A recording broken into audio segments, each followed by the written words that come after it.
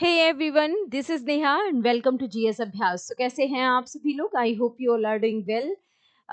Good afternoon to all of you. नमस्कार, प्रणाम। मैं नेहा सिंह आप सभी का स्वागत करती हूँ। आज मैं एक बहुत ही इंपॉर्टेंट टॉपिक लेकर उपस्थित हो गई हूँ, जो है UP home guard, UP police, UP SI. इन सभी में आपके सिलेबस में मेंशन किया गया टॉपिक है, जिसको आप सभी जानते हैं, मानवाधिकार यानी कि ह्यूमन राइट्स के बारे में। ठीक है, मानवाधिकार ये जो टॉपिक है बहुत ही इंपॉर्टेंट टॉपिक रहेगा आप सभी के लिए।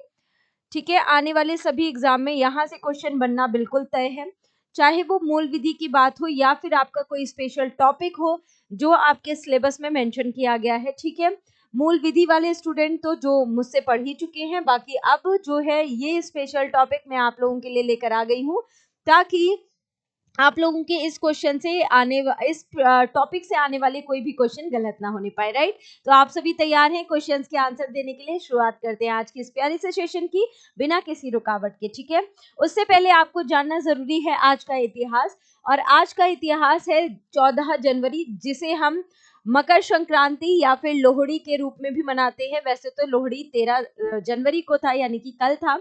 ठीक है, लेकिन कई जगह पर लोहड़ी आज भी मनाया जाएगा। तो आज मकर संक्रांति भी है, या फिर आप इसी को लोहड़ी के नाम से भी जानते हैं, या फिर इसी को हम पोंगल के नाम से भी जानते हैं। ठीक है, तो ये त्योहार है, आप सभी इनके बारे में जानते होंगे।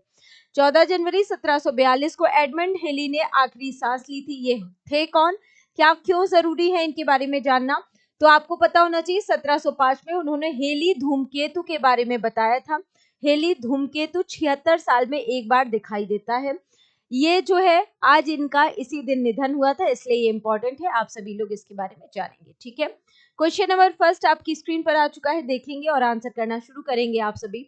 ठीक है, फर्स्ट क्वेश्चन है, कौन सा मानव अधिकारों का पहला चार्टर है? कौन सा वह है जो मानव अधिकारों का पहला चार्टर है? आपका समय शुरू होता है अब। ऑप्शन ए है अधिकारों का विधेयक, मीडिया का संविधान, या फिर साइरस सिलेंडर, या फिर इनमें से कोई भी नहीं। तो आप कहेंगे अधिकारों का पहला चार्टर। अगर आपसे मानवाधिकारों का घोषणा पत्र पूछा जाता तो आप क्या बताते? आप कहते मैम मानवाधिकारों का घोषणा पत्र जो है, आप सभी इसका आंसर करना शुरू करेंगे। ठीक है, मानवाधिकारों का अगर आपसे घोषणा पत्र पूछा जाता, घोषणा पत्र, तो आप कहेंगे मानवाधिकारों का घोषणा पत्र 10 दिसंबर 1948 को घोषित किया गया था। 10 दिसंबर 1948। ठीक है, अब 1948 का ईयर तो आपको याद रखेंगे, और 10 दिसंबर को इसी वजह से कौन सा दिवस मनाया जाता है? मानवाधिकार दिवस मनाया जाता है। ये आप लोगों को याद रखना है, मानवाधिकार दिवस यानी कि ह्यूमन राइट डे के रूप में मनाया जाता है।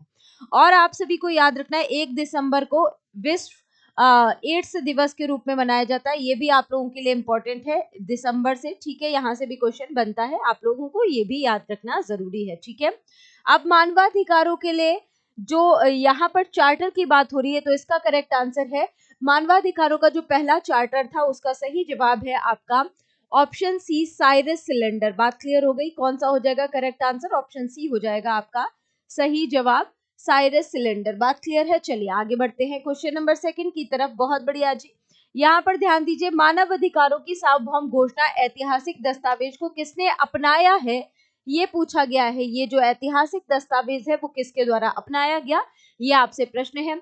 अब यहाँ आधिकारिक सार्वभौमिक घोषणा की बात हो ही गई है, मैंने आपको अभी जस्ट बताया 10 दिसंबर 1948 को क्या किया गया था, मानवाधिकारों का घोषणा पत्र जारी किया गया था। इंपॉर्टेंट रहेगा, इसी के तहत मानवाधिकार, राष्ट्रीय मानवाधिकार आयोग, अगर आप बात करें, राष्ट्रीय मानवाधिकार आयोग का गठन कब हुआ? राष्ट्रीय मानवाधिकार आयोग, जिसे हम एनएचआरसी के नाम से जानते हैं, उसका गठन कब हुआ? तो आप कहेंगे मैम इसका जो गठन है उसकी डेट थी 12 अक्टूबर 1993। मैंने आप लोगों को कैसे याद कराया है, जरा एक बार सभी लोग बताना शुरू करेंगे कैसे बोला है मैंने आपको कहा आप याद करेंगे, मानव पिछड़ा, कब पिछड़ा मानव?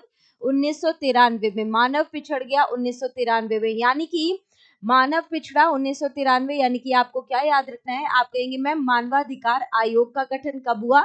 1993 में, और राष्ट्रीय पिछड़ा वर्ग आयोग का गठन भी 1993 में हुआ। राष्ट्रीय पिछड़ा वर्ग आयोग का गठन भी कब हुआ? 1993 में हुआ। ये पॉइंट आप सभी को याद रखना है। ठीक है, समझ में आ गई बात? चलिए इसका आंसर करिए।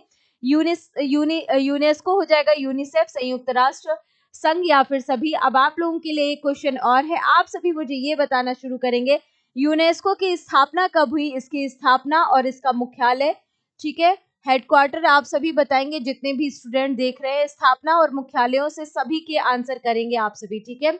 और इसका करेक्ट आंसर क्या हो जाएगा, जरा जल्दी से आप लोग मुझे बताएंगे। तो आप कहेंगे मैम यूएनओ हो जाएगा इसका, संयुक्त राष्ट्र संघ हो जाएगा इसका सही जवाब। बहुत बढ़िया बेटा, ठीक है, आपका करेक्ट आंसर क्या होगा, यूएनओ हो जाएगा। और इसकी स्थापना जो है कब हुई थी, 1945 में। आप सभी बताएंगे इसको, इसके दस्तावेज को अपनाया गया था, ठीक है। चलिए 1945 आप लोग याद रखेंगे यूएनओ की स्थापना, राइट। और आप सभी को पता है, और यूएनओ की स्थापना की क्यों गई थी, तो संयुक्त राष्ट्र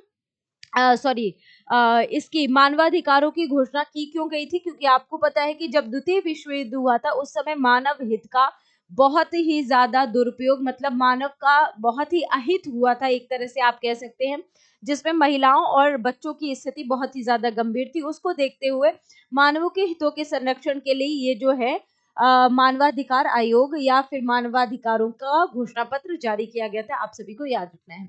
इसकी स्थापना और इसके हेडक्वार्टर्स के बारे में आप लोग मुझे आंसर करेंगे। नेक्स्ट क्वेश्चन, क्वेश्चन नंबर 3 है, मानवाधिकार आयोग विश्व के पहले अध्यक्ष कौन बने थे।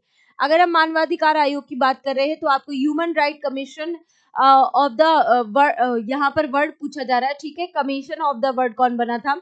और यहाँ पर डेट याद कर लीजिए मानवाधिकारों की, मानवाधिकार आयोग की, तो आप कहेंगे 12 अक्टूबर 1993 मानवाधिकार आयोग का गठन हुआ, ठीक है। इसमें अगर आप लोगों से पूछा जाए, जो अध्यक्ष होता है और उसके साथ साथ जो सदस्य होते हैं, ठीक है, अध्यक्ष और कितने सदस्य होते हैं, आप कहेंगे मैम 3 सदस्य और होते हैं, यानी कि एक अध्यक्ष हो गया, उसके बाद जो है एक होता है सुप्रीम कोर्ट या फिर हाई कोर्ट का मुख्य न्यायाधीश, ठीक है। और क्या होते हैं, 3 अन्य सदस्य होते हैं, यानी कि टोटल 4 सदस्य आप कह सकते हो, ठीक है। एक अध्यक्ष, और वैसे आप अगर टोटल कहेंगे तो आपका 9 याद रखना है आपको, क्योंकि इसमें पदेन सदस्य भी शामिल होते हैं, राइट। तो इस तरह से याद कर लेंगे आप सभी, राइट। और एक बात क्या बताने जा रही थी मैं आपको ये बताने जा रही थी कि जो मानवाधिकारों का कुछ तो कोई तो टॉपिक कुछ तो पॉइंट बताने जा रही थी जो मैं भूल गई। चलिए कोई बात नहीं, अभी इस पर बात करते हैं। थॉमस जेफरसन, थॉमस पेन, इनमें से सभी, या फिर एलेनोर रूजवेल्ट। तो आपसे पहले अध्यक्ष अगर पूछा जाए तो क्या हो जाएगा करेक्ट आंसर, बहुत बढ़िया जी। तो क्या होगा आपका सही जवाब, आप कहेंगे एलेनोर रूजवेल्ट हो जाएगा आपका करेक्ट आंसर।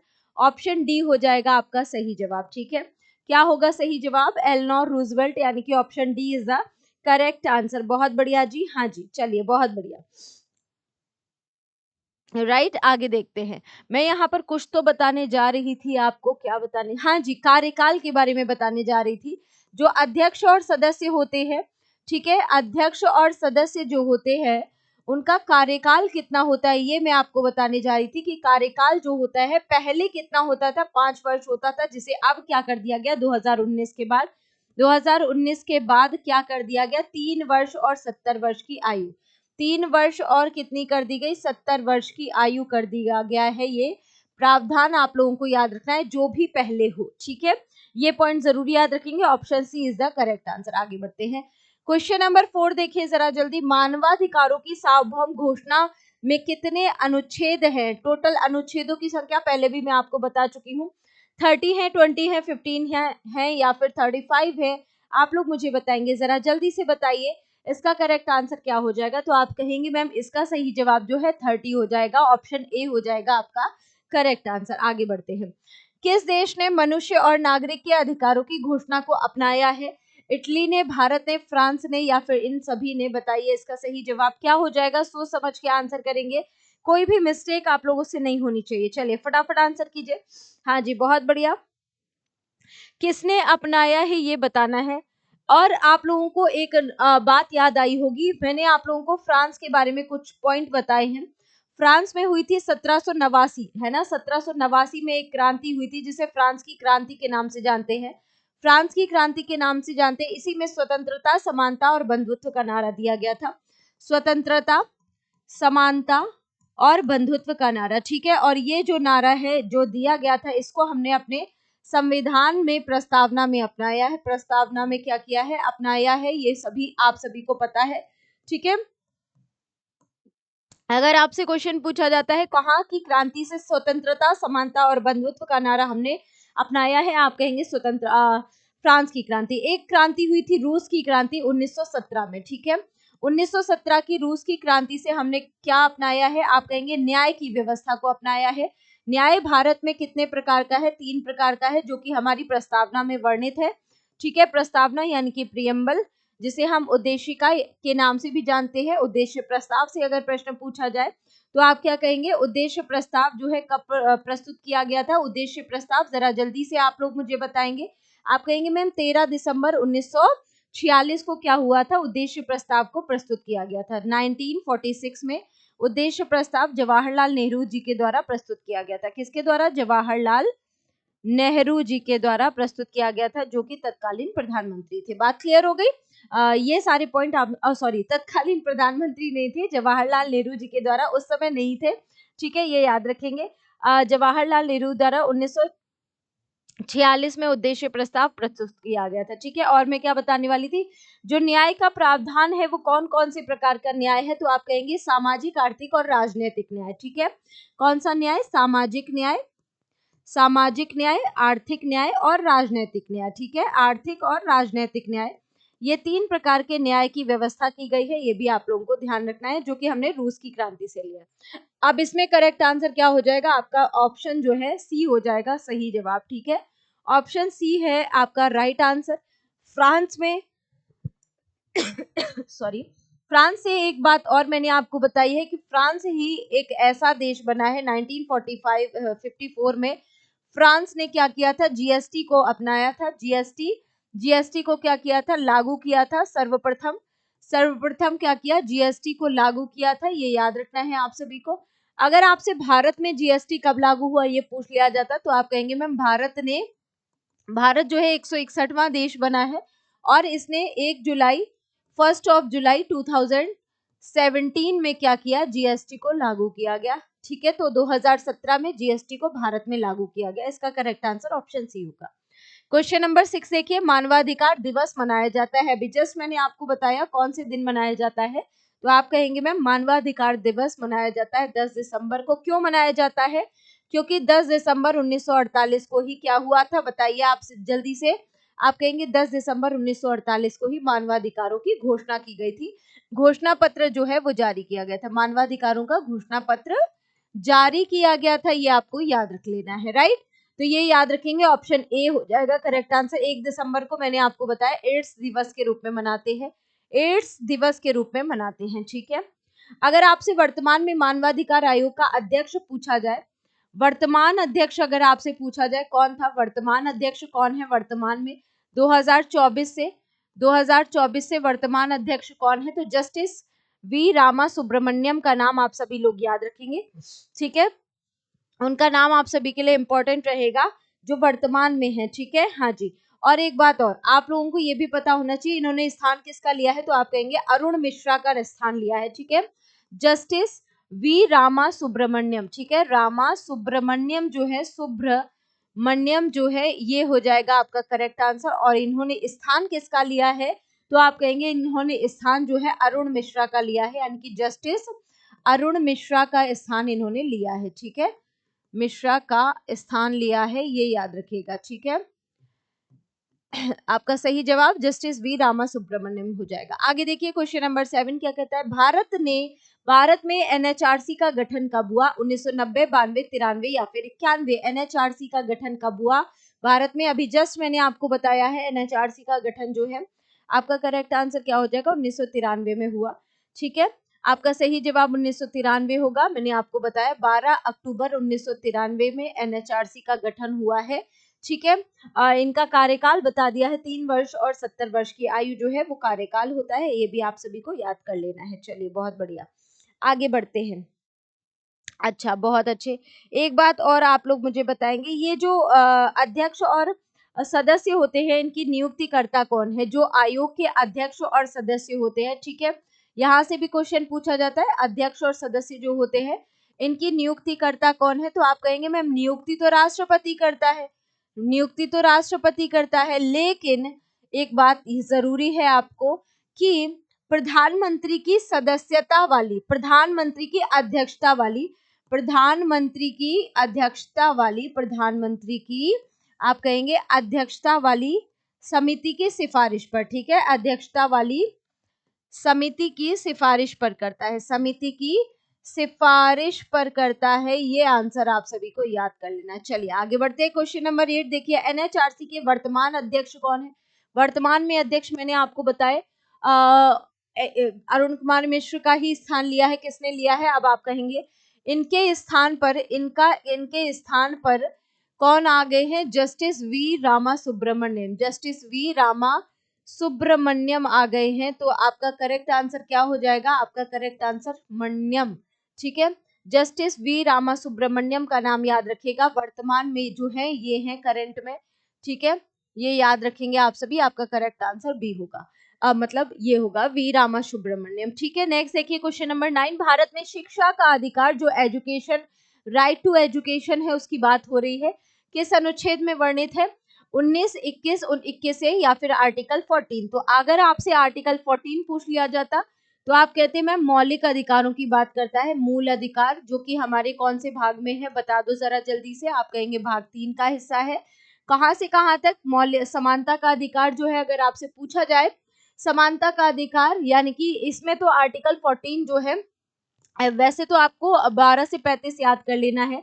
अगर आपसे यहाँ पर आर्टिकल 14 पूछा जा रहा है तो आप कहेंगे विधि के समक्ष समता, विधि के समक्ष समता का अधिकार है। लेकिन अगर आपसे पूछा जाता है कि समानता का अधिकार कहाँ से कहाँ तक, तो आर्टिकल 14 से लेकर 18 तक समानता के अधिकार की बात की गई है, जो हमारा मौलिक अधिकार है। बात क्लियर हो गई? ये आप लोग याद रखेंगे, ठीक है। कहाँ से लिए गए हैं? कहाँ से लिए गए हैं? तो आप कहेंगे यूएसए के बिल ऑफ राइट्स से लिए गए हैं मौलिक अधिकार, ठीक है। अब यहाँ पर शिक्षा का अधिकार पूछा जा रहा है। यहाँ पर आर्टिकल 19 जो है वो वाक एवं अभिव्यक्ति की स्वतंत्रता हो जाएगी, वाक एवं अभिव्यक्ति, ठीक है, वाक एवं अभिव्यक्ति की स्वतंत्रता हो जाएगा आपका करेक्ट आंसर। और आर्टिकल 21 क्या है? जीवन जीने की स्वतंत्रता है। आर्टिकल 21 जीवन जीने की स्वतंत्रता, जीवन जीने की स्वतंत्रता से संबंधित है। ये भी आप लोग याद रखेंगे। ज्यादा से ज्यादा स्टूडेंट जो है क्लास को लाइक और शेयर करते रहेंगे अगर आपको क्लास पसंद आती है।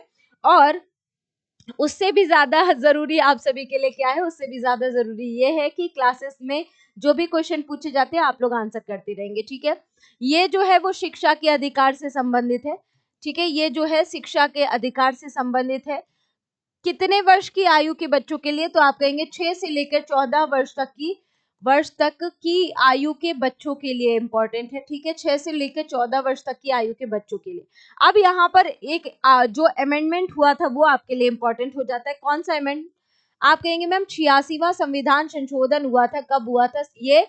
जल्दी से बताएंगे आप सभी। 86वां संविधान संशोधन सन 2002, ठीक है, 86वां संविधान संशोधन 2002। और 2002 में और मैंने आपको क्या बताया? आप कहेंगे मैम जैव विविधता अधिनियम के बारे में बताया आपने, जैव विविधता अधिनियम, ठीक है, जैव विविधता अधिनियम जो है ये भी 2002 में ही पारित किया गया था, ठीक है, अधिनियमित किया गया था। तो अगर 86वें संविधान संशोधन की बात होगी तो आपको क्या याद कर लेना है? आपको याद कर लेना है आर्टिकल 21A, आर्टिकल 21A याद कर लेंगे, आर्टिकल 45A याद कर लेंगे, आर्टिकल आपका हो जाएगा 51A, ठीक है। इस तरह से आप सभी लोग इनकी ये सारे पॉइंट याद रखेंगे, यानी कि मौलिक अधिकारों में, यानी कि फंडामेंटल राइट्स में भी ये शिक्षा का अधिकार है।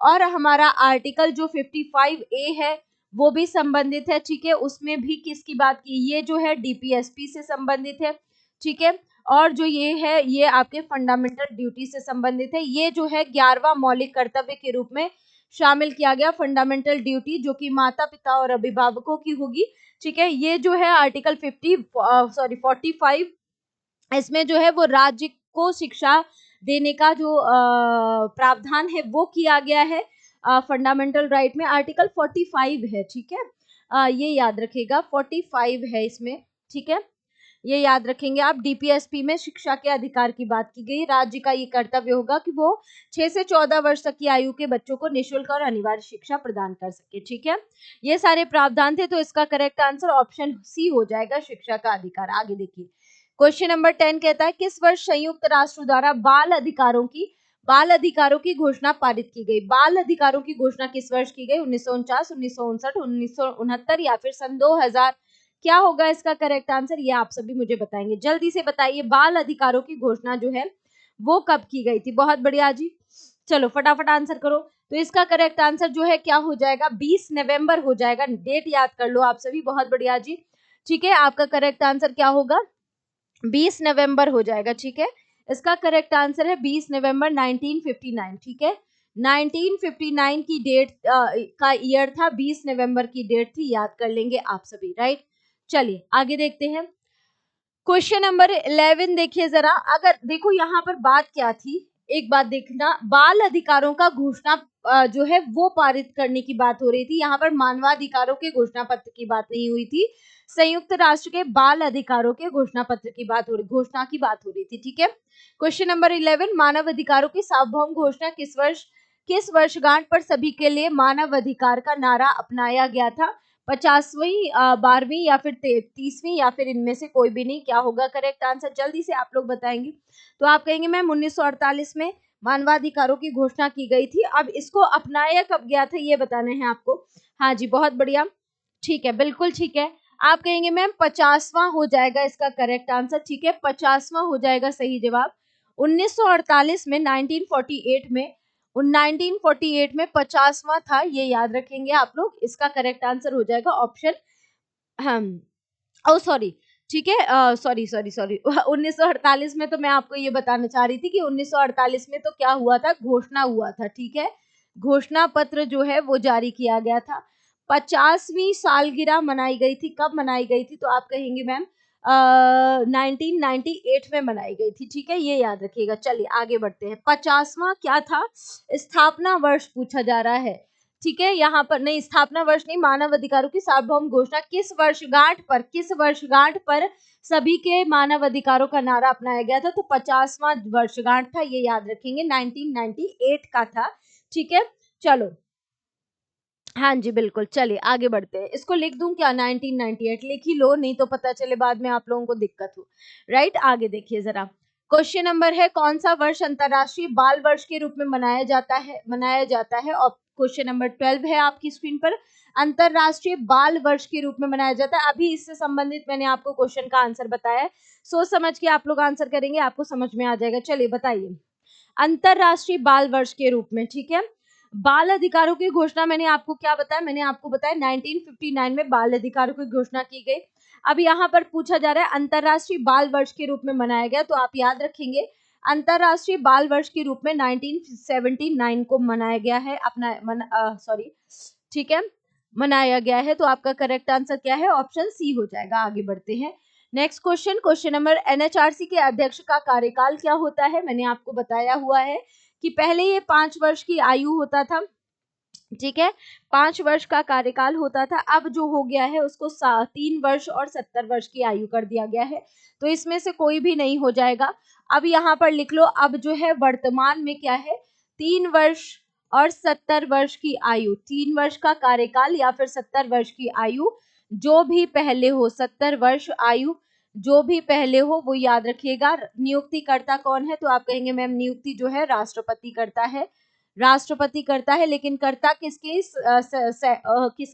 सलाह पर है? तो आप कहेंगे प्रधानमंत्री की अध्यक्षता वाली समिति की सिफारिश पर करता है। ठीक है, चलिए क्वेश्चन नंबर 14 देखिए, एनएचआरसी का मुख्यालय कहाँ पर स्थित है? कोलकाता, मुंबई, दिल्ली या फिर अहमदाबाद? तो आप सभी को पता है इसका करेक्ट आंसर क्या हो जाएगा। इसका सही जवाब जो है दिल्ली हो जाएगा, यानी कि न्यू दिल्ली में क्या है, इसका मुख्यालय स्थित है। तो ऑप्शन क्या हो जाएगा आपका? हाँ जी, बहुत बढ़िया जी, ठीक है, सभी का करेक्ट आंसर है दिल्ली। चलिए आगे बढ़ते हैं, क्वेश्चन नंबर 15, एनएचआरसी अधिनियम में परिवर्तन किस वर्ष किया गया है? 1999, सन 2000, 2005 और 2006। और 2000 की बात आते ही आप लोगों को क्या याद आना चाहिए था?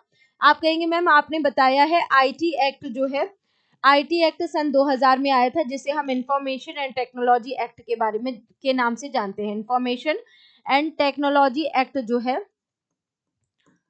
राइट, एक्ट के नाम से जानते हैं, ये आप लोगों को पता है। यानी कि सूचना प्रौद्योगिकी अधिनियम, जिसे हम कहते हैं सूचना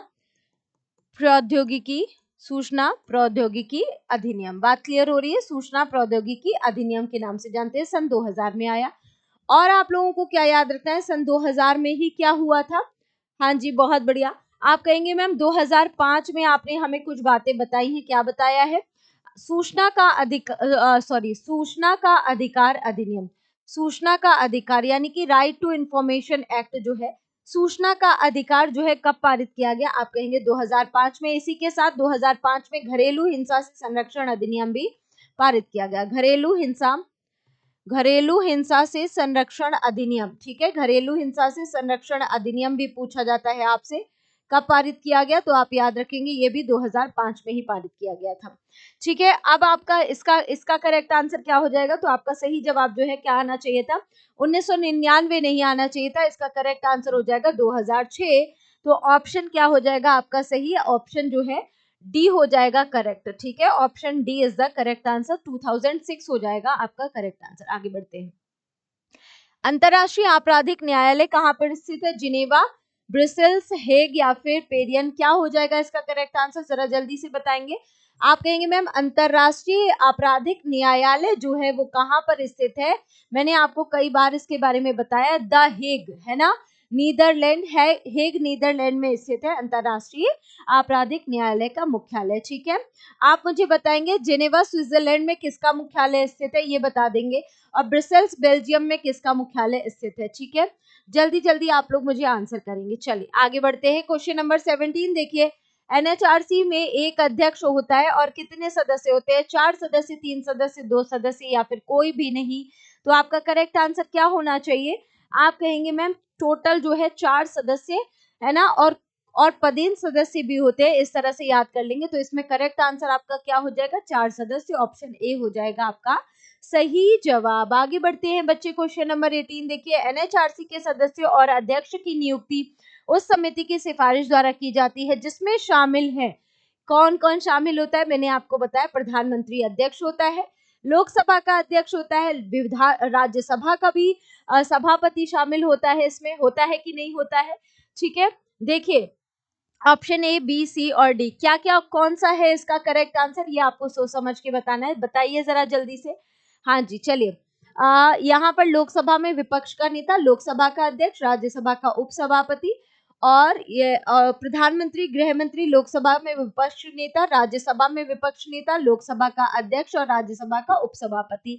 इनमें से कौन सा होगा करेक्ट आंसर? सोच समझ के बताइए। मैंने आपको इसके पहले भी जब मैंने आपको पढ़ाया हुआ है तब बहुत डिटेल में आपको सारी बातें बताई थी। ठीक है, बिल्कुल ठीक है। तो आप लोग अगर कह देते ऑप्शन सी तो गलत हो जाता बेटा। आपका करेक्ट आंसर क्या हो जाएगा? मैंने आपको बताया है कि भाई एक तो प्रधानमंत्री होता है, ठीक है, एक होता है प्रधानमंत्री जो कि क्या होता है? अध्यक्ष होता है। अध्यक्ष कौन होता है? सिफारिश करने का अध्यक्ष कौन होता है? प्रधानमंत्री होता है। प्रधानमंत्री आर्टिकल मैंने क्या बताया आपको? बताया आर्टिकल 75 में प्रधानमंत्री के बारे में प्रावधान है।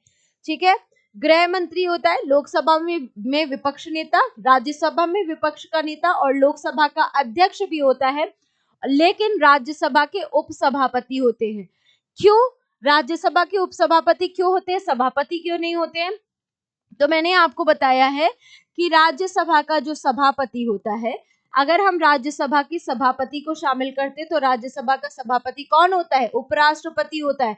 तो भाई प्रधानमंत्री अध्यक्ष होगा तो उपराष्ट्रपति उसका सदस्य है, उसके नीचे के पद पर नहीं रहेगा ना, क्योंकि उपराष्ट्रपति तो बड़ा पद है ना।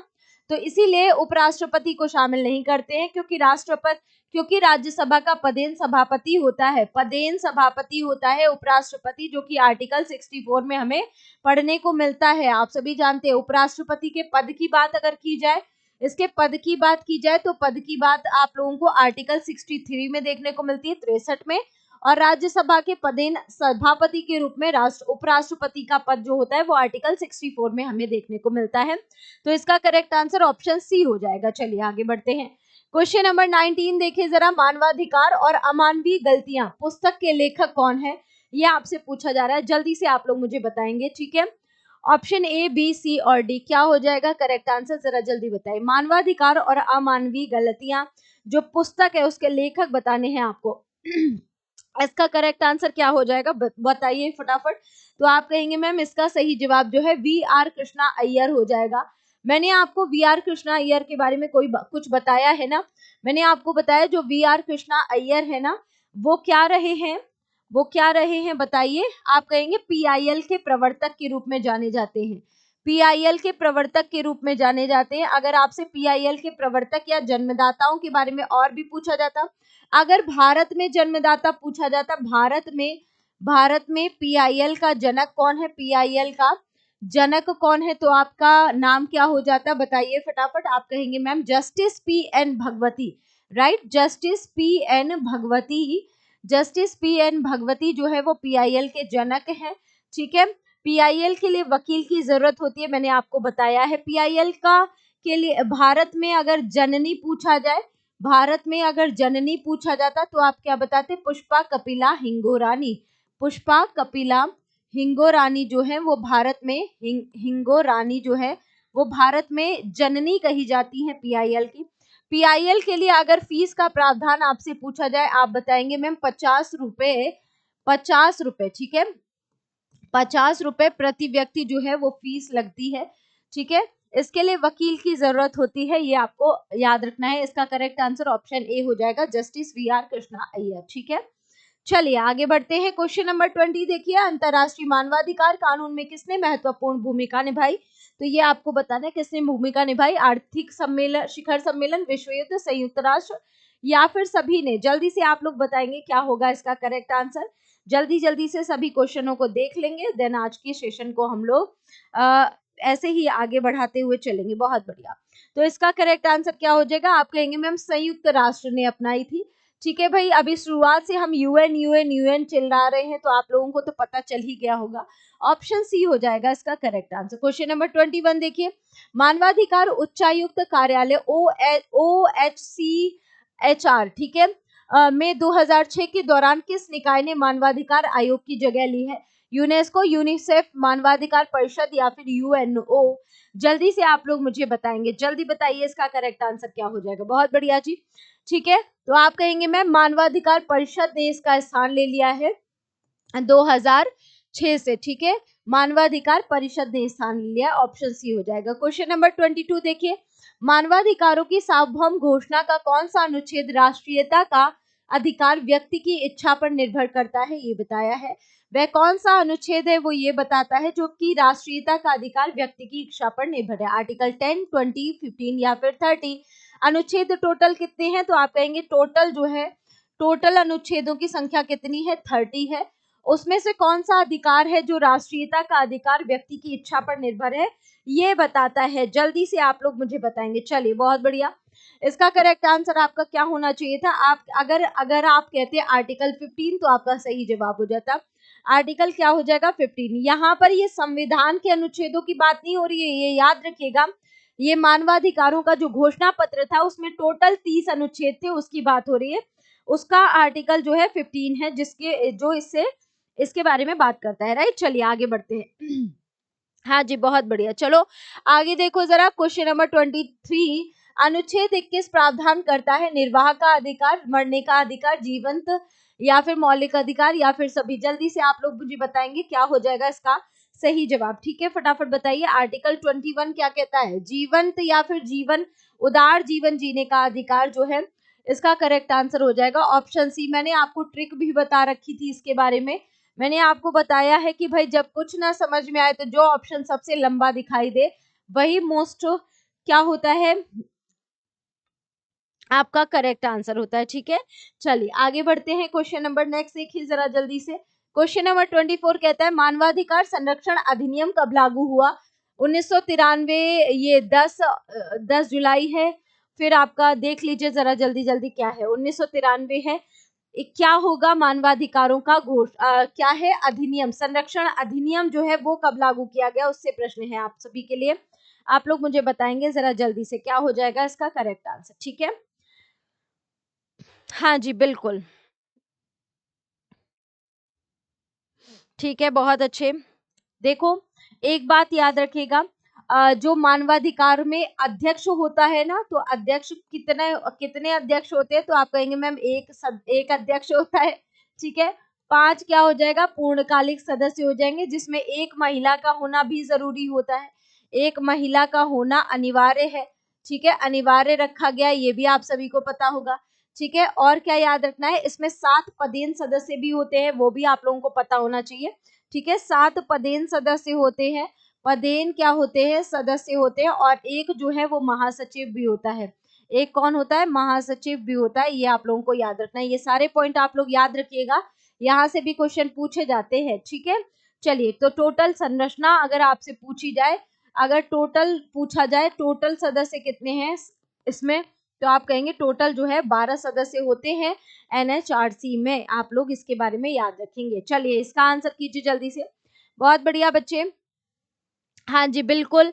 तो इसका करेक्ट आंसर जो है क्या हो जाएगा, 28 सितंबर 1993 हो जाएगा आपका सही जवाब, 28 सितंबर, ठीक है, 28 ऑफ सितंबर 1993, राइट। मैंने आपको बताया मानव पिछड़ा कब, 1993 में। चलिए आगे बढ़ते हैं।